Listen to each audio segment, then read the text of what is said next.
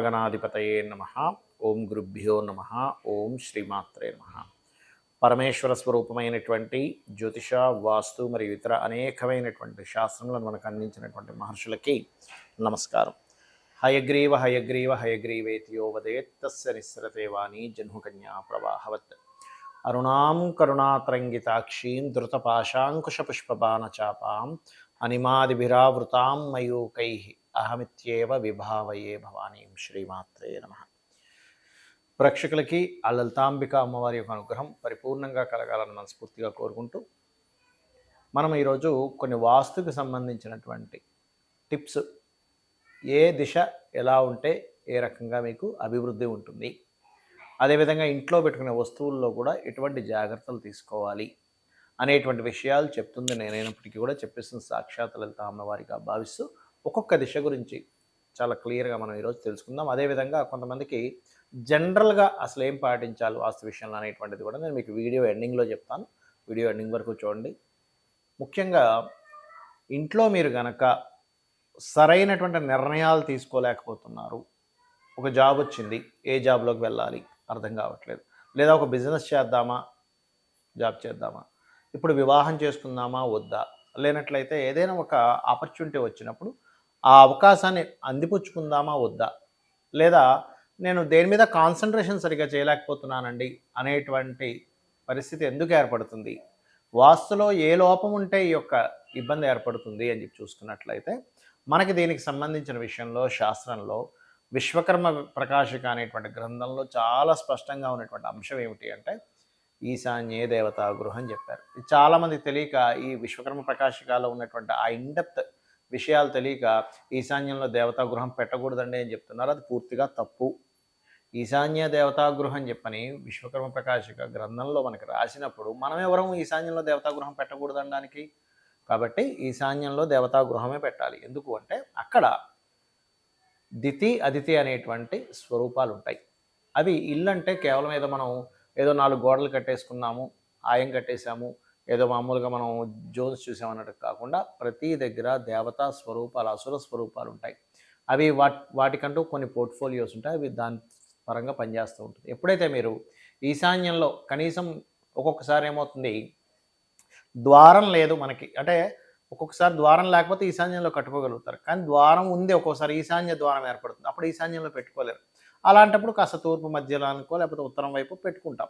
కానీ వీలైనంత మటుకు ఈశాన్యంలో చిన్న ఫోటో అయినా సరే మీరు పెట్టండి. అంటే మీ ఇష్టదైవం, మీ కులదైవం, మీరు వంశపారంపర్యంగా ఏదైతే దేవతా స్వరూపాన్ని మీరు చేస్తూ వస్తుంటారో ఆ యొక్క దేవతా స్వరూపాన్ని ఈశాన్యంలో ఖచ్చితంగా పెట్టండి. అప్పుడు మీరు మీ ఆలోచనలు సరిగ్గా ఉంటాయి. ఎప్పుడైనా ఒకటే గుర్తుపెట్టుకోండి, మీ యొక్క ఆలోచన విధానం ఎలా ఉంటుందో అదే రకంగా మీ యొక్క జీవితం అనేటువంటి సాగుతూ ఉంటుంది. అంటే మీ యొక్క ఆలోచనలు కనుక పాజిటివ్గా ఉన్నాయనుకోండి, ఆటోమేటిక్గా బాగుంటుంది. మరి ఈశాన్యంలో ఎటువంటి దోషాలు ఉంటే మనకి ఈ ఆలోచనలు సరిగ్గా రావు అనేటువంటిది చూసుకున్నట్లయితే ఒకటి పాయింట్ నెంబర్ 1 గుర్తుపెట్టుకోండి, ఈశాన్యం తగ్గుతుంది కొంతమందికి. బాగా పెరిగిన దోషమే, బాగా తగ్గిన దోషమే. ఎలాగా అంటే మనకి చూడండి, ఆలోచన లేకపోయినా దోషమే, ఎక్కువ ఆలోచనలు అయిపోయినా దోషమే కదా. కాబట్టి ఏంటంటే ఈశాన్యం పెరిగినా తగ్గినా దోషమే. అందుకే శాస్త్రంలో ఏం చెప్పారు, ఈశాన్యం అంటే ఒక గింజంత పెంచమన్నారు. కానీ మన వాళ్ళకి తెలియక ఫీట్లు పెంచేస్తూ ఉంటారు. అలా పెంచకూడదు. Point number 1. రెండవది, ఈశాన్యంలో తెలియక చాలామంది అక్కడ స్టవ్ పెట్టుకుంటూ ఉంటారు. ఈశాన్యంలో పొయ్యి పెట్టకూడదు, ఈశాన్యంలో పొయ్యి అనేది పెట్టకూడదు. మరి మీరు అనుకోవచ్చు, ఏమండి మరి ఈశాన్యంలో దేవతా గృహం పెట్టుకుంటాం కదా, అక్కడ ఒక చిన్న దీపం వెలిగిస్తాం కదా, దీపం వేరు, చిన్న దీపానికి పెద్ద మంటకి తేడా ఉంటుంది కదా. కాబట్టి ఈశాన్యంలో చిన్న దీపం వెలిగించవచ్చు దేవుడి కోసం, 5 ప్రమిదలు ఉండేటివి కూడా వెలిగించవచ్చు, తప్పు కాదు. అదేంటి, దీపం దేవత కోసం పెడుతున్నాం, అక్కడ దేవతా స్వరూపం కోసం పెడుతున్నాం. ఈశాన్యంలో దేవతా గృహం ఉందని పెడుతున్నాం, కానీ అక్కడ వెళ్ళి వంట వండట్లేదు. వంట వండడం వేరు, అన్ని ఎంగిళ్ళు అంటే అన్ని కట్ చేసిన కూరగాయలు అవన్నీ తీసుకెళ్ళి మనం వంట వండడం వేరు, దీపం పెట్టడం వేరు. కాబట్టి ఇది ముఖ్యంగా గుర్తుపెట్టుకోండి. అలాగే ఈశాన్య భాగాల్లో బరువులు కూడా పెట్టొద్దని చెప్తుంది. ఎందుకు అంటే ఈశాన్యంలో ఎంత బరువులు ఉంటే మీకు తలమోచనం అంటే తలకి మించిన భారాన్ని మీరు మోస్తుంటారు. ఇది గుర్తుపెట్టుకోండి. ఎంత ఎక్కువ బరువులు ఉంటే అంత భారాన్ని మోస్తూ ఉంటారు. అంటే ఎలాగండి, ఎలా ఏర్పడతాయి బరువులు? చాలామంది తెలియక ఏం చేస్తారంటే ఈశాన్యం కదా ఎవరు వాడట్లేదండి, అందుకని అన్నీ తీసుకెళ్ళి అందులో పెట్టేసి మేము లాక్ చేసేసామంటారు. అది చాలా పెద్ద తప్పు. ఈశాన్యం గది లాక్ అయి ఉండకూడదు, ఓపెన్ అయి ఉండాలి. ఈశాన్యంలో వెలుతురు ఎక్కువ రావాలి. మీకు ఈశాన్యంలో ఎంత వెలుతురు వస్తే మీ లైఫ్ అంత బాగుంటుంది. అంటే అంత పాజిటివ్ థాట్స్ వస్తూ ఉంటాయి మీకు. అంత పాజిటివ్‌గా ఉంటుంది మీ ఆలోచన విధానం గానీ, మీరు రిసీవింగ్ చేసుకోవడం గానీ. ఇప్పుడు ఎలా అంటే ఈశాన్యం అనేటువంటిది ఆలోచనా విధానం. ఈశాన్యం అనేటువంటిది మనకి థాట్ ప్రాసెస్ అంటూ ఉంటారు. మెడిటేషన్ అంటూ ఉంటారు. ఇవన్నీ ఉంటాయి ఈశాన్యంలో. మరి ఆ ఈశాన్యం గనక మూసేసిందనుకోండి మనకేమైపోతుంది, మన ఆలోచన విధానం కూడా క్లోజ్ అయిపోయినట్టుగా ఉంటుంది. ఎవరైనా ఏదైనా చెప్పినా మనం రిసీవ్ చేసుకోలేం. ఎప్పుడైతే ఓపెన్‌గా ఉంటుందో ఈశాన్యం కాస్త బాల్కనీ కట్టుకోవచ్చు ఈశాన్యంలో. అలా అని చాలామంది చేసే మిస్టేక్ ఏంటంటే బాల్కనీ కట్టి అక్కడ మళ్ళీ పూల కుండీలు పెడతారు. బరువు అవుతుంది కదా! కాబట్టి ఈశాన్యంలో పెట్టకూడదు. మీరు తూర్పులోని, ఆగ్నేయంలోని, దక్షిణంలో హ్యాపీగా పెట్టుకోవచ్చు. ఈశాన్యము, ఉత్తరం వైపు పూల కుండీలు పెట్టకండి. మరలా అని కొంతమంది ఏమంటారంటే, ఏమంటే ఈశాన్యంలో బాల్కనీ ఉంది. అక్కడ మేము బట్టలు ఆరేస్తాం. దానికేం ప్రాబ్లమ్ లేదు. దానికేమీ ప్రాబ్లమ్ లేదు బట్టలు ఆరేసినంత మాత్రాన. ఎందుకంటే అది హ్యాంగర్‌కి ఉంటుంది, పైన ఉంటుంది. అదేం పెద్ద బరువు కాదు. అలా అని మీరు ఈశాన్యంలో అస్సలు బరువు పెట్టకూడదని కదా! చాలామంది ఏమంటుంటారంటే, ఏవండీ మరి ఇంట్లో పూజా సామాగ్రి ఉంటుంది. ఈశాన్యంలో దేవతాగృహం కట్టుకుంటే పూజా సామాగ్రి అంతా అక్కడ పెట్టుకుంటాము కదా! అది బరువు కదా అంటారు. ఒకటి గుర్తుపెట్టుకోండి. బరువు అన్నిటికీ బరువు అవ్వదు. ఇప్పుడు చిన్న ఎగ్జాంపుల్ చెప్తాను చూడండి. ఆ దేవతా సంబంధించిన దానికి బరువు. ఇప్పుడు కన్నుంది. కన్నుగుడ్డు కన్నుకు బరువా చెప్పండి? కన్నుగుడ్డు కన్నుకు బరువు కాదు. కన్నుగుడ్డు మీద ఇంకేదైనా వేస్తే అది బరువు. అలాగే ఈశాన్యంలో మీరు దేవతా సంబంధించినవి, పూజా సామాగ్రి సంబంధించినవి, లైట్ వెయిట్ ఉండేవి పెట్టొచ్చు. అయితే ఈశాన్యంలో గృహం మనకి దేవతా గృహం కట్టుకునేటప్పుడు మీరు మెట్టు కట్టకండి. మెట్టు ఎలాగా? సిమెంట్‌తోని, ఇటుకతో మెట్టు కట్టకండి. నీట్‌గా మీరు ఏదైనా ఒక కిందన గ్యాప్ ఇచ్చేసి మార్బుల్‌తో గానీ, లేకపోతే మీరు ఏదైనా ఒక వుడ్‌తో గానీ కట్టుకోవచ్చు. కానీ కిందన మొత్తం ఇటుకలతో మెట్లు మాత్రం కట్టకూడదు. ఎందుకంటే ఈశాన్యం ఎత్తయింది. ఎత్తుండకూడదు, బరువుండకూడదు, ఎక్కువ పెరగకూడదు, ఎక్కువ తగ్గకూడదు. మూసి ఉండకూడదు. ఇవి పర్టిక్యులర్‌గా మీరు పాటించాలి. అయితే ఈ ఈశాన్యం ఎక్కడుందనేది మీరు గుర్తించాలి. ఎలా అంటే మనకి ఒక ప్లానింగ్ వేసుకొని ఎప్పుడు కూడా ప్లానింగ్ చేయకుండా మనం చూడకూడదు. దీని గురించి నేను వివరంగా నేను మీకు చెప్తాను. బట్ ఈశాన్యంలో మాత్రం ఈ జాగ్రత్తలు తీసుకోండి. కొంతమంది ఈశాన్యంలో ఒక చిన్న పళ్ళెంలా పెట్టి ఆ ప్లేట్‌లో కొంత వాటర్ వేసి ఫ్లవర్స్ కూడా పెడుతుంటారు. చాలా మంచిది. ఇంట్లో అక్కడ గనక మీరు ఒకవేళ తాబేలు బొమ్మ పెడితే కూడా చాలా మంచిది. అన్ని విధాలా మీకు బావుంటుంది. ఇక్కడ కొన్ని జనరల్ విషయాలుంటాయి. అందరికీ తెలియాల్సిన విషయాలు కొన్ని జనరల్ విషయాలు చెప్తాను గుర్తుపెట్టుకోండి. మనం ఏదైనా ఇంటికి వెళ్తున్నాము అంటే ఫస్ట్ మీరు చెక్ చేసుకోవాల్సింది పాయింట్ నంబర్ 1 మీ పేరులో ఉండేటువంటి మొదటి అక్షరాన్ని, ఇంటి డైరెక్షన్‌ని వర్గు క్యాలిక్యులేషన్ చేయాలి. వర్గు నిర్ధారణ అంటారు దీన్ని. ఆ వర్గు రీత్యా అది రెంటల్ హౌస్ అయినా, ఓన్ హౌస్ అయినా మీరు తీసుకునేట్టు లేదా ఖాళీ స్థలం అయినా మీ పేరుకి వర్గు. అంటే అన్ని డైరెక్షన్స్ మంచివే. All directions is good as మన వాస్తుపరంగా. కానీ మీకేది పనికొస్తుంది? ఎలా అంటే చూడండి ఇప్పుడు మనకి బట్టల షాప్‌కెళ్తాం. రకరకాల సైజెస్ ఉంటాయి. అన్నీ మంచి చొక్కాలే, అన్నీ మంచి ప్యాంట్లే. కానీ మీకు సరిపోయే ప్యాంటు, మీకు సరిపోయే చొక్కా వేసుకుంటారు. మీకు సరిపోయే చెప్పులు వేసుకుంటారు. అంతేగాని మీకు 8దో నంబర్ అయితే 9దో నంబరో, 10దో నంబరో వేసుకోం. ఎందుకు? అది మీకు సెట్ కాదు. అట్లాగే బ్లడ్ గ్రూప్స్ కూడా అంతే. ఎలాగా? మీది ఎగ్జాంపుల్ బి పాజిటివ్. మీరు ఓ నెగెటివ్ ఇంకో ఏదో బ్లడ్ గ్రూప్ వేసి అన్నీ రెడ్‌గానే ఉన్నాయి కదా అంటే కాదు. మీకేది సెట్ అవుతుందో అది అలాగే వర్క్ పరంగా కూడా మీకు ఏ డైరెక్షన్ గుడ్. కొంతమందికి సౌత్ పనికొస్తుంది, కొంతమందికి వెస్ట్ పనికొస్తుంది, కొంతమందికి నార్త్ పనికొస్తుంది, కొంతమందికి నార్త్ ఈస్ట్ పనికొస్తుంది, కొంతమందికి ఈస్ట్ పనికొస్తుంది. ఎవరికేది పనికొస్తుంది. దాంతో పాటు మీతో పాటు మీ పిల్లలకు కూడా ఏది పనికొస్తుందో 2 కలిపి తీసుకున్నప్పుడు మీతో పాటు మీ తర్వాత వంశానికి కూడా పనికొస్తుంది. Point number 1. రెండవది ఒకటి గుర్తుపెట్టుకోండి. చాలామంది ఏమంటుంటారంటే, ఏవండీ మేము గృహం కట్టుకున్నాక బాగుందండి అంటారు. కొంతమంది మేము గృహం కొనుక్కున్నప్పటి నుంచి డౌన్ ఫాల్ అయ్యామంటారు. దీనికి 2 కారణాలు ముఖ్యంగా. ఒకటి మీ జన్మ జాతకంలో మీ పేరు మీద గృహయోగం ఉండదు. అలాంటప్పుడు మీ జీవిత భాగస్వామి పేరు మీదో, మీ పిల్లల పేర్ల మీదో కొనండి. లేదా మీ తల్లిదండ్రుల పేర్ల మీద కొనండి. మీ పేరు మీద పొరపాటున కూడా కొనకండి. అప్పుడు డౌన్ ఫాల్ అవుతుంది. మూడోది ఏమిటంటే ఇక్కడ మరొక విషయం ఏంటంటే కొన్ని సార్లు మీకు గృహయోగం నడవని సమయంలో బలవంతంగా కొంటాం. ఎవరో ఫ్రెండ్స్ కొంటున్నారనో, వాళ్ళు కొంటున్నారో, వీళ్ళు కొంటున్నారనో అది కూడా ప్రాబ్లం అవుతుంది. ఇంకోటి ప్రెగ్నెన్సీ లేడీ ఇంట్లో ఉన్నప్పుడు గృహప్రవేశం చేయకూడదు, గృహం కొనకూడదని శాస్త్రం. ఎందుకంటే 4వ స్థానం యాక్టివ్ అయితే పుట్టే పిల్లల మీద దాని ఎఫెక్ట్ పడుతుంది. కాబట్టి ఈ యొక్క జాగ్రత్త ఖచ్చితంగా తీసుకోండి. అందుకే పూర్వకాలంలో వివాహం జరిగి సంతానం కలిగిన తర్వాత గృహం కట్టుకునేవారు. ఇప్పుడంతా రివర్స్ అయిపోయింది. ముందే గృహం కొనేసుకుంటున్నాడు, తర్వాత వివాహం చేసుకుంటే తర్వాత సంతానం కొంటున్నాడు. అంటే ఇక్కడ ఏంటి ప్రెగ్నెన్సీతో ఉన్నప్పుడు మాత్రం పొరపాటును కూడా కొనకండి, గృహప్రవేశాలు చేయకండి, గృహ ఆరంభాలు చేయకండి దయచేసి. అలా ఒకవేళ మీరు తప్పనిసరి కొనాల్సి వస్తే ఆ యొక్క కుటుంబాన్ని వేరే ఇంట్లో ఉంచి అక్కడ మీరుంటూ ఇక్కడి నుంచి ఈ ఆపరేషన్ చేయాలి తప్పనిసరి అయితే అని చెప్తుంది శాస్త్రం.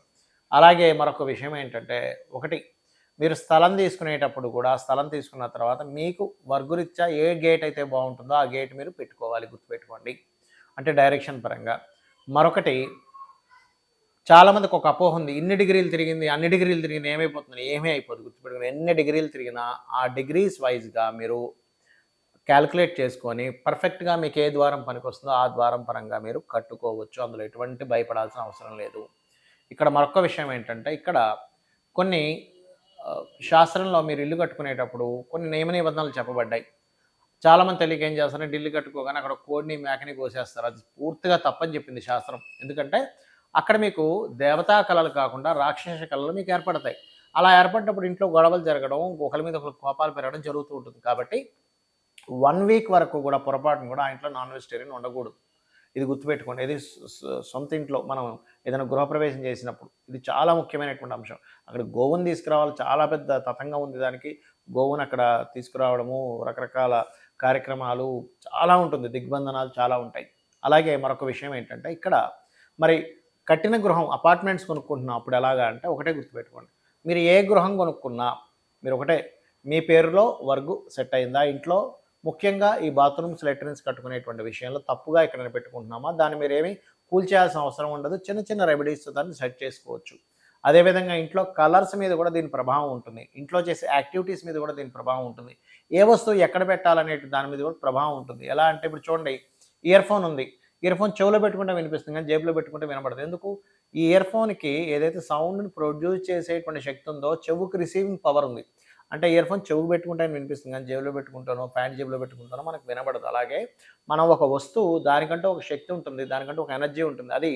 దాన్ని మనం ఎక్కడైతే పెడతామో అక్కడ దాని ఎనర్జీని ఫామ్ చేసినప్పుడు ఇంట్లో ఆ యొక్క శక్తి ఉత్పన్నం అవుతుంది. అది మీరు నెగిటివ్‌గా ఫామ్ చేస్తున్నారా, పాజిటివ్‌గా ఫామ్ చేస్తున్నారా అనే దాని మీద, మీరు వేసే కలర్స్, మీరు పెట్టేటువంటి వస్తువుల మీద ఆధారపడి ఉంటుంది. ఇది గుర్తుపెట్టుకోండి. అలాగే ఇంకొక విషయం ఏంటంటే చాలామంది తెలియక 2, 3 గృహాలు ఉంటాయి. అది ఎవరికి రెంట్‌కి ఇవ్వరు, అలా వదిలేస్తూ ఉంటారు. అలాంటప్పుడు కూడా అది కూడా దోషం. మీరు ఉంటే మీరు ఉండండి, లేకపోతే రెంట్‌కి ఇవ్వండి. కానీ అమ్మో నాకు ఆ ఇల్లు అంటే చాలా ఇష్టం అండి, ఎవరికి రెంట్‌కి ఇవ్వనండి, నా ఇంట్లో దీపం పెట్టకుండా, ధూపం వేయకుండా ఉంటారు. అది చాలా పెద్ద దోషం. ఆ ఇంటికి ఒక దేవత ఉంటుంది, వాస్తు పురుషుడు ఉంటారు, సకల దేవతలు ఉంటారు. మీరు ఆ గృహం నిర్మాణం ప్రారంభించినప్పటి నుంచి ఆ దేవత ఎనర్జీ ఫామ్ అవ్వడం స్టార్ట్ అవుతుంది. ఇది గుర్తుపెట్టుకోండి. అలాగే మరొక్క విషయం ఏంటంటే ఇక్కడ గుర్తుపెట్టుకోవాల్సిన అంశము బాగా గుర్తుపెట్టుకోండి. ఇక్కడ మీరు ఇంటి ఇంటి యొక్క విషయంలో కొన్ని సార్లు ఏమవుతుంటుందంటే ఊరుకు వెళ్ళినప్పుడు కూడా ఇంట్లో మనం దీపం పెట్టము. లేదా ఒక్కొక్కసారి శివలింగాలు అలాగే వదిలేసి వెళ్ళిపోతుంటారు. శివలింగం ఉంటుంది, దాన్ని నీళ్ళల్లో పెట్టి వెళ్ళాలి. ఒకవేళ ఇంట్లో మేరు ఉంది, పూర్తిగా కుంకుమలో పెట్టి వెళ్ళాలి. ఇది గుర్తుపెట్టుకోండి ముఖ్యంగా. ఇట్లాంటివి చాలా ముఖ్యమైనటువంటి అంశాలు. అందుకే చూడండి, మనం ఏదైనా ఊరికి వెళ్ళి ఒక వారం రోజుల్లో వెళ్ళి వచ్చినప్పుడు ఇంట్లో ఏదో సంథింగ్ నెగిటివ్ ఎనర్జీ ఉన్నట్టు ఉంటుంది. మనం తుడిచి చక్కగా క్లీన్ చేసుకొని మళ్ళీ దీపం పెట్టేదాకా పాజిటివ్ ఎనర్జీ రాదు. అంటే ఏమిటి, ఎక్కడైనా మనం ఏదైనా కొన్ని రోజులు వదిలేస్తే అక్కడ ప్రేత సంబంధించినటువంటి ఎనర్జీస్ వస్తుంటాయి. ఇది చాలా ముఖ్యమైనటువంటి అంశం. మన కంటికి కనబడినంత మాత్రాన నెగిటివ్ ఎనర్జీ లేదని కాదు. నెగిటివ్ ఎనర్జీ రకరకాల రూపంలో ఉంటుంది. పాజిటివ్ ఎనర్జీ భగవత్ స్వరూపం రూపంలో ఎలా ఉంటుందో నెగిటివ్ ఎనర్జీ కూడా ఉంటుంది. దాని మీద మనం అర్థం చేసుకోవాలి. ఈ రకంగా మీరు వాస్తు అంటే ఏదో కూలగొట్టేసేయాలి, విరగ్గొట్టేసేయాలి అనేటువంటి కాన్సెప్ట్లో కాకుండా చాలా చక్కగా వస్తువు మార్పు, అంటే వస్తువులను ఎక్కడెక్కడ పెట్టుకోవాలి, కలర్స్ ఏం వేసుకోవాలి, ఇంట్లో ఎలా వెళ్తురు రావాలి గుర్తుపెట్టుకోండి. ఇంకొక ఆఖరి విషయం ఒకటి చెప్పి నేను మీకు ముగిస్తాను. నైరుతి గది ఎప్పుడూ కూడా ఎక్కువ వెళ్తురు ఉండేలా చూసుకోకండి. నైరుతి గది చాలా తక్కువగా ఉండాలి. ఈశాన్యము, ఉత్తరము, ఆగ్నేయము ఇవన్నీ కూడా ఎక్కువ వెళ్తురు ఉండాలి. నైరుతి గదిలో ఒకప్పుడు మనకి పూర్వం నైరుతికి ఒక చీకటి గది కట్టేవారు. ఎందుకంటే నైరుతి ఎంత చీకటి గదిగా ఉంటే అంత ఎనర్జీ బాగుంటుంది. ఇప్పుడు చిన్న ఎగ్జాంపుల్ చెప్తాను చూడండి. ఇప్పుడు మన బాడీ ఉంది, మన బాడీలో ఎక్కువ లైటింగ్ కళ్ళకి చూడం. ఎందుకు?